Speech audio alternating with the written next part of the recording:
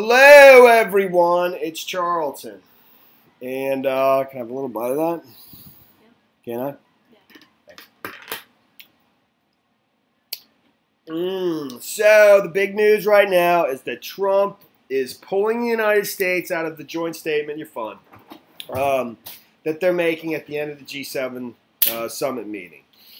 And mostly it's in response to Justin Trudeau's press conference that he gave today, moments ago, after Trump's press conference that Trump gave earlier today. Trump left early because he's got to get on the, he's heading to North Korea for the big Singapore summit with Kim Jong-un. And I saw Trump's press conference earlier today. He was excellent in it. He wasn't rude or anything like that, completely rational. And, in my opinion, in any... it's all mathematics. All the numbers line up in Trump's favor on this. He's not wrong. And believe me, he's not backing down. In any event, once after Trudeau's press conference, Trump was irritated and he was insulted. So he basically contacted his people and said, get us out of that communique or that joint statement they make at the end of the summit. We're not going to be a part of it. I mean, literally on CNN, they were still under the assumption that we were on board because it's so typical that we are. And I think up until the very last moment, we were. But Trump has tweeted.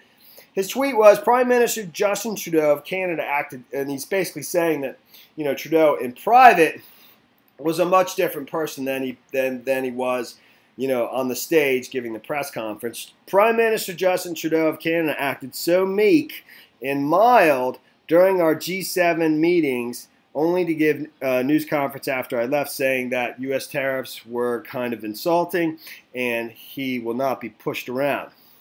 Very dishonest and weak.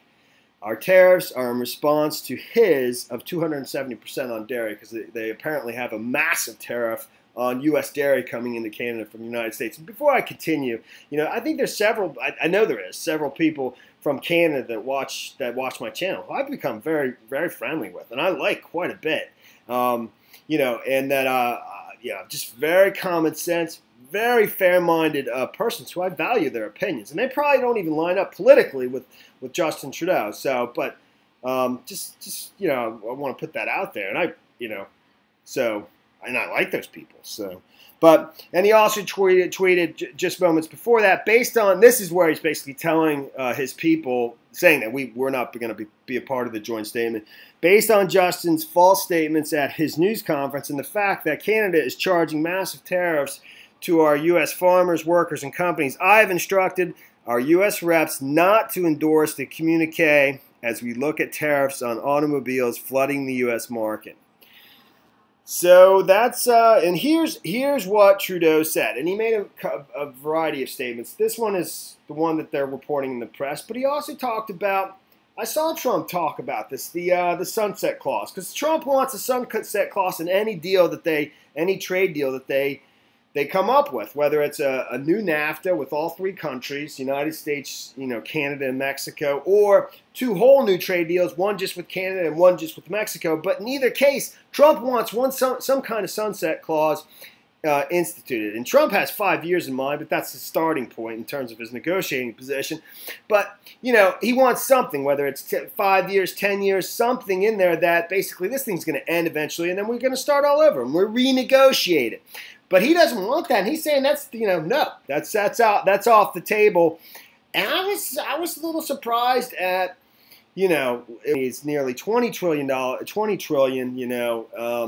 It puts us in a much stronger position negotiating wise, even if the trade deficit, which is still there with Canada, of $18 billion. I mean, they're all over the place. Whatever it is, Trump is totally right on this. Whether it's China, Mexico, Japan, Germany. With Germany, we do $170 billion, and yet we have a $65 billion deficit with that country. And their tariffs on our goods coming into their country are very significant.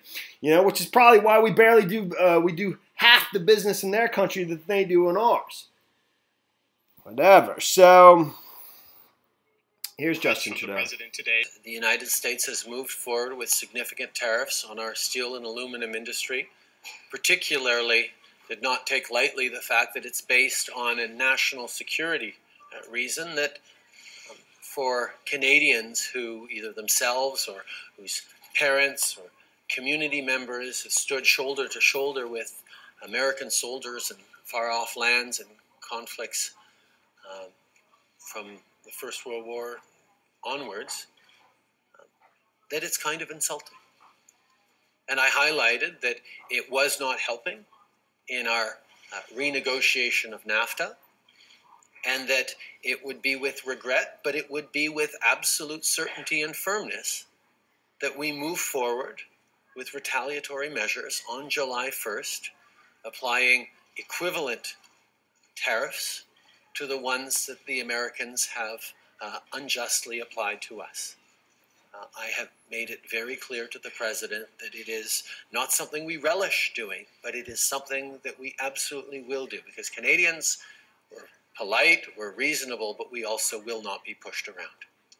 I also want to show you very quickly where he talks about the sunset clause, just in a moment or two, and then just wrap this up, and maybe go over the numbers just quickly.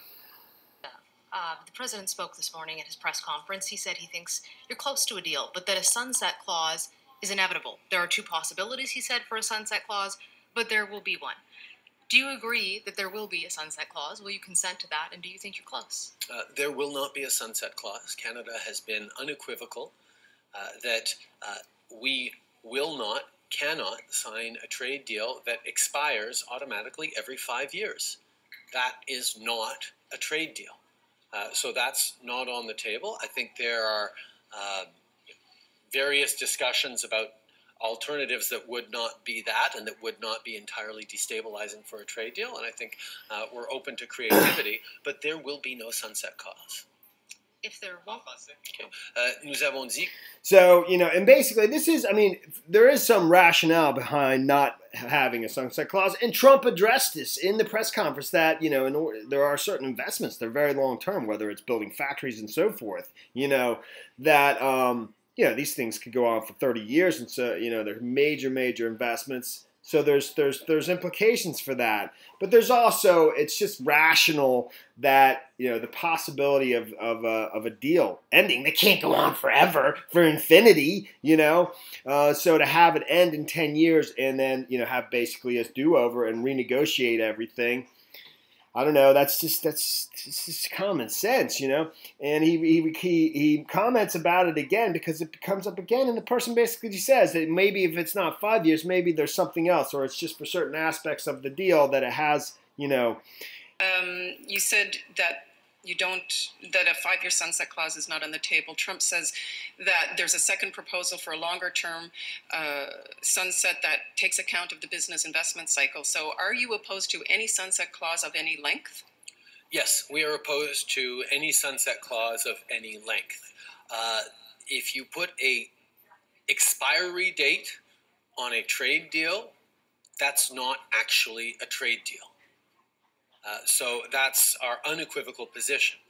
When I referred to various proposals, if there is a desire to have a check-in and a renewal, knowing that this is a trade deal, like most trade deals, that one can trigger a departure from at 6 months' notice.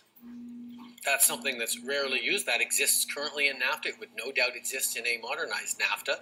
So that's actually one of the reasons why we don't see the need for a sunset clause.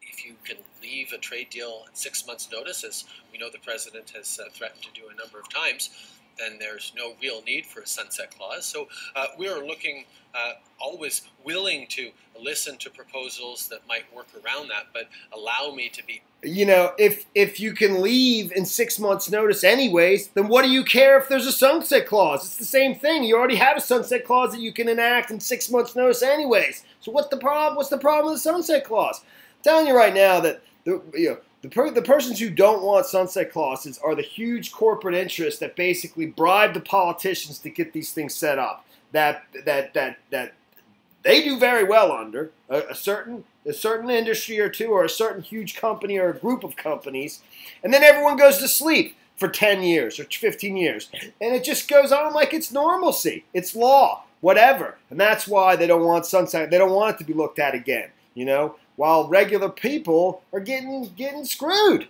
All right, that's it. All right. That's the end of this video. Thanks for watching my videos. Please subscribe to my channel. Give me a like down below. I'll see you in the next video. Later, man.